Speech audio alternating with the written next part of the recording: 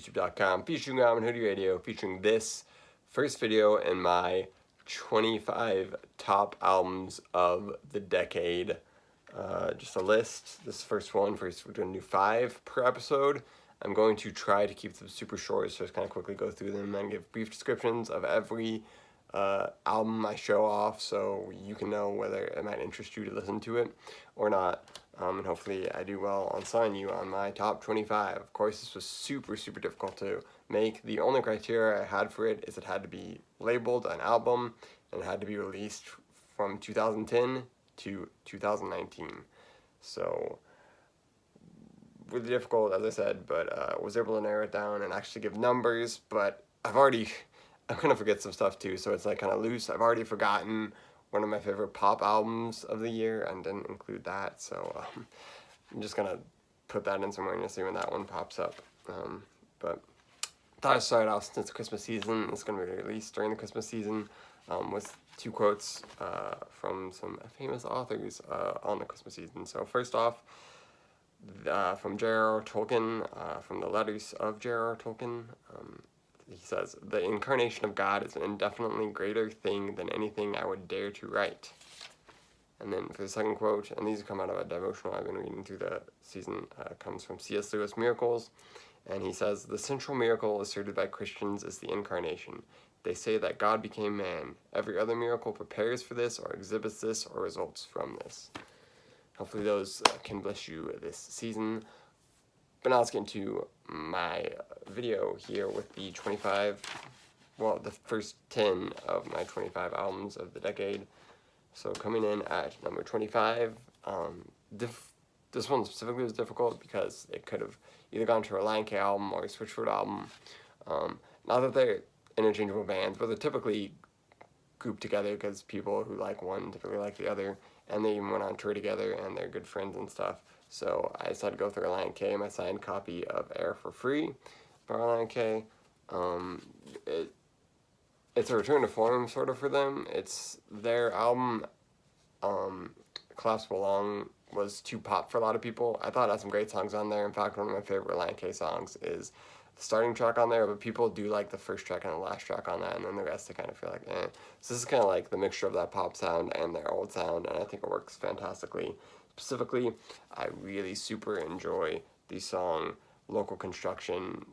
I think I had it as my 3rd favorite Lion K song on my top 10 list, which I'll maybe link down below if I can remember to. But just great punk rock pop, less punk rock and more just like rock pop at this point with the band, but still some of that elements, and just some wild songs too. Sleepin' is also fantastic. Marigold, Runnin', Heartache, just full of great songs. That's why I had to take my 25 spot. Also just the design was great, like this kind of logo thing they had going, which is just fantastic design on their part, whoever designed it. But cool to have the signed CD. On to number 24 with Kai Kai and Young Love. I think I found out about this band because Future Forestry, their lead guy, got in with them, helped work on this album, and so I think that's how I originally found them. Yeah, I believe he even posted, I know it was multiple artists I followed posted about this album. They not this album specifically, but the album that came after this one, and that's how I first found out about Kai Kai. And then later I purchased this one. So I had not actually seen this. Oh, by the way, the last album was released in 2016 rather, and this one was released in 2011. I'm going to give you dates. This one was released in 2011. I did not, of course, hear it in 2011 because I listened to their second album first, but this one I would argue is better than their second album, and also this band needs very underrated and needs to be heard more. Their sound is like such a cool indie electronic blend that is just so good. Their vocalist, I think she has a brilliant voice and works perfectly with the style of music that she's doing it in, and this is awesome. Their second album is less explicitly like Christian lyrics, but that is just they're fantastic, just objectively fantastic electronic music done with Christian lyrics that are just so amazing on this one. Each even in the booklet, each song has a verse attached to it, and it's just so good. Not that their second album isn't good, and that's like more popularly known, but yeah, they're a weird band. They've been off the grid for a while, and it's been weird, and we don't know if they're gonna release another album. And they even put out one angry post about people questioning them, and like art comes on its own time, which like it does, but also like if you randomly post here and there, but then don't come out with music, like people are gonna question you. So just accept that's how it's gonna be. But they're amazing, and I hope they do come out with another album soon, because she's got a great voice, and their style of music is just so creative and awesome. That was long for that one, so let's go on quickly to John Mark McMillan Economy, released in 2012 at spot number 23. They just recently released a 12-inch LP of it, but I don't have the money, because I don't really have the money to purchase it, and don't even know if I would, because I have this 10-inch, which features Shoot 'em Night and Murdered Son, both on the album. But I love 10 inches, and that's why well, actually, at this point, like, I was originally going to get this for my brother, but then he sent me the wrong record, which is good. Another story. That's not here. I own this. It's fantastic. The whole album, lyrically, so powerful. So many powerful songs on there. Musically, John Mark McMillan is his own thing, got his own unique voice, and he's great, and I love him. So listen to that. It's like acoustic-y, indie music, some blues rock elements maybe infused in there. His voice is kind of gravelly. It's its own thing. You have to check them out, but it's great. Highly recommend that. 22 on the list. Flyco. Art is just on the list. Hopefully you didn't see it. Flyco. Art is forever a good album. It's at my number 22. Let's just look at it right now. Yeah, 22 spot. Recent album, 2018, as I believe I said. But Art is Forever. I mean, it's punk, pop, not punk. It's not punk at all. It's like alternative, I guess, would be its genre. Kind of, rock, indie rock-ish. I have the little red logo here. But, anyways, my brother's friend's band, last album of theirs, but it just really resonated with me, and I just thought it sounded sonically incredible. Sister Sinister is like plays during every workout I've done basically this year, since I've known about the album. I have known about the album all year, so yeah, most every workout I've done this year, the song is played, so it's one of my songs of the year. All around, just great lyrics, short songs, but awesome songs, jammers, lots of jammers on here. Just a fun album. That's actually one of my brother's friends on the cover, so that's cool. Good friends.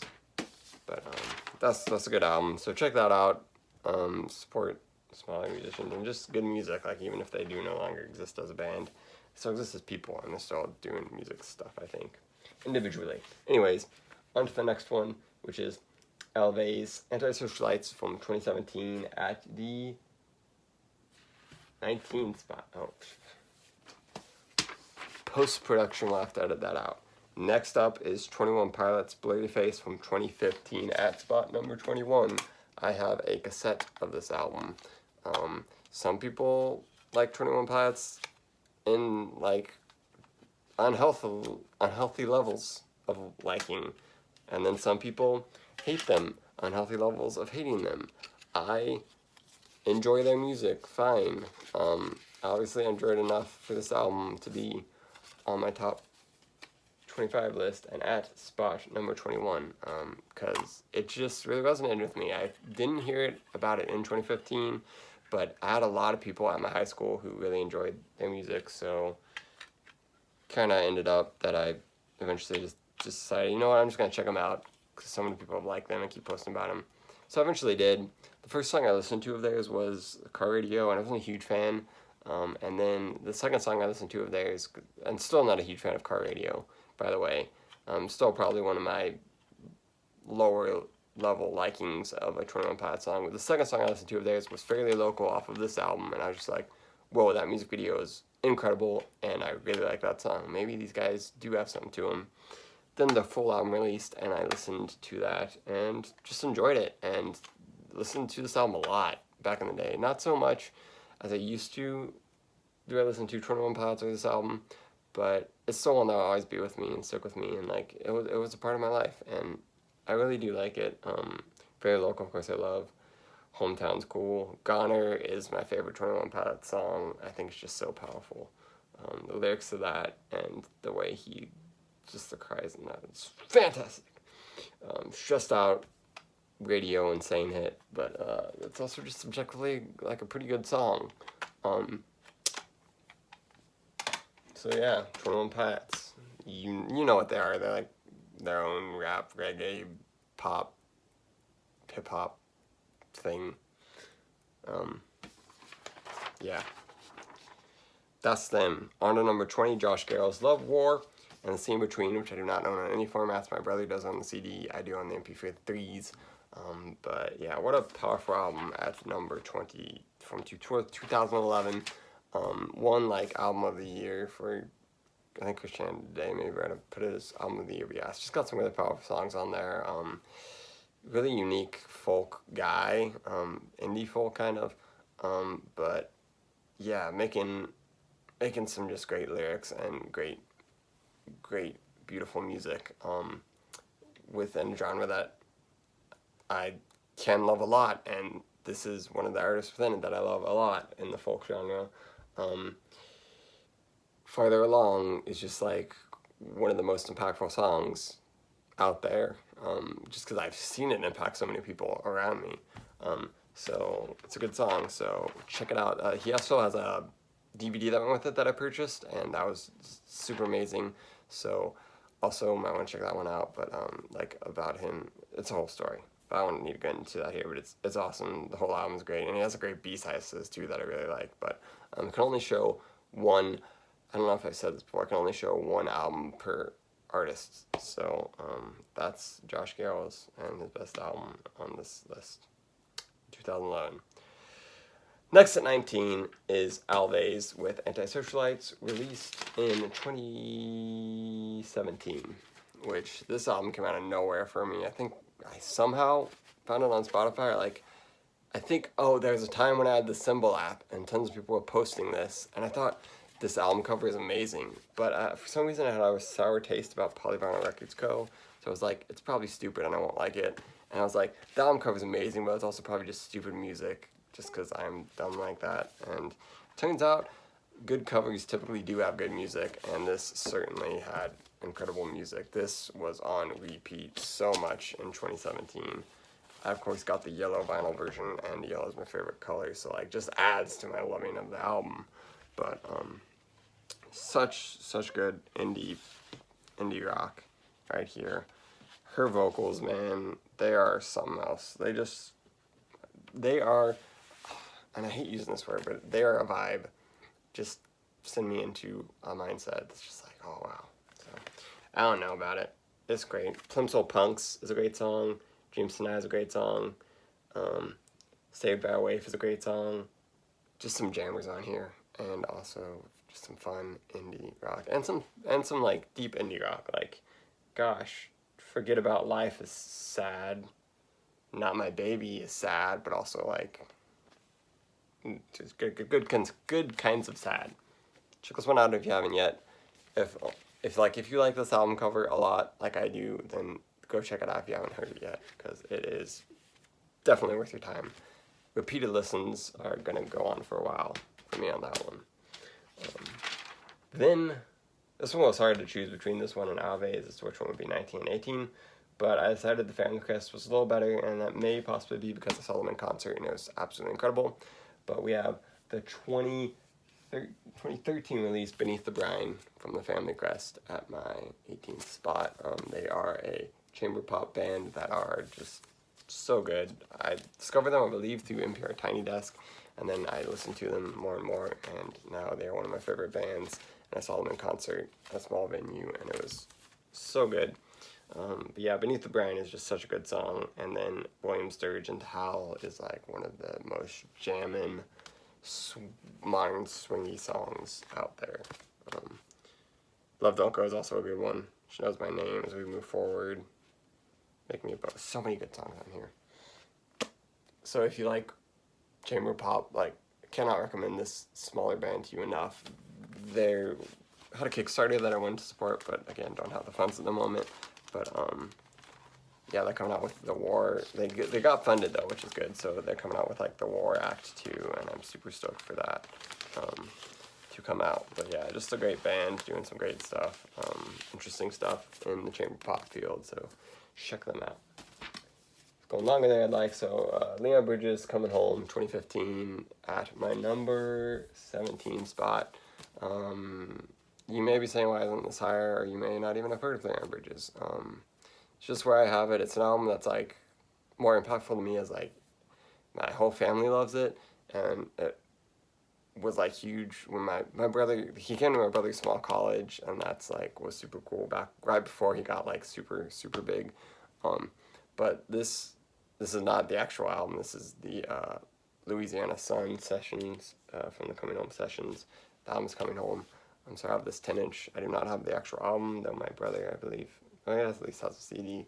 But yeah, just like old-fashioned soul type, rock type music.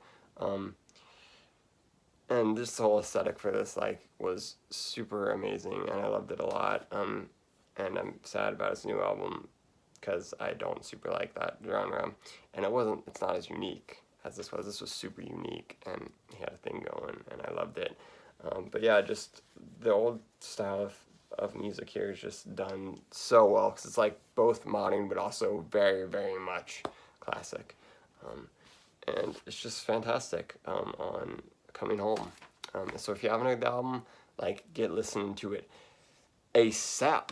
And check it out. Like, our family loves it. My brother, I think, actually had his wedding dance to one of the songs. I think Coming Home, maybe. But yeah, great album. Great times with that one. And then at 16, this one is just more impactful for me personally, which is why it's above Leon Bridges' Coming Home. Some of you may hate this artist. I understand if you do, but I don't, because this was my age. Owl City, All Things Bright and Beautiful. Junior high is when this released, 2011 at number 16. It's at number 16 spot on this last one for this video, and it was just, I loved Owl City in junior high, and I think 6th grade might have been when I found out about them, and then he released this album when I was in junior high, and I played the heck out of this on my iPod. Of course, now own it on vinyl. It is my favorite Owl City album. It is his best work, in my opinion. It's not an album, his newer albums I want to do a ton. Although his most recent one had some good songs on it. But, man, he was just so huge, and everyone in my generation loved Ocean Eyes a lot. And this just takes me back, man. And it's just still holds up some of the songs. Like Deer in the Headlights, I played the crap out of that song. Galaxies was super popular among friends.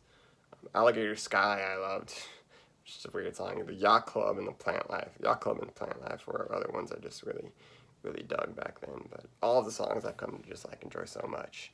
And this one is just, will always be a nostalgic album for me. So that's why it's at number 16. That's it for this video. Be releasing another one hopefully soon. I've got to, of course, film it, and I'm running out of time to film, so I don't know when it's going to release, and hopefully I can get these done, and then so I can upload them in a timely manner after each other. But yeah, I'll try to make the other one shorter. I don't know how that's going to go, because this is like twice as long as I wanted it to be. But that's how it goes sometimes. It's the first one. We're learning. Thanks for watching. Subscribe so you can check out the other ones, and click down below for links to my vinyl Instagram, where I actually keep updated, and love that. But I will be away for a time, so we'll see what happens. But thanks for watching this.